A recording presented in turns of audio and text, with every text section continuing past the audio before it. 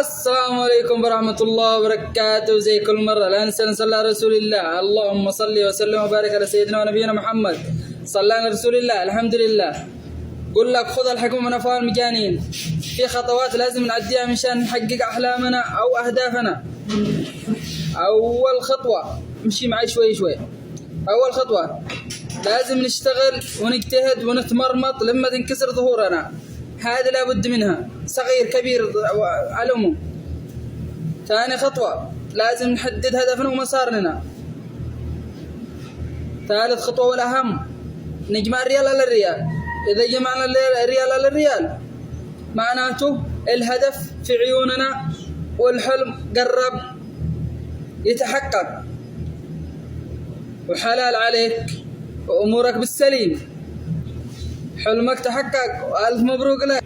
ونهاية المقطع لا تنسوا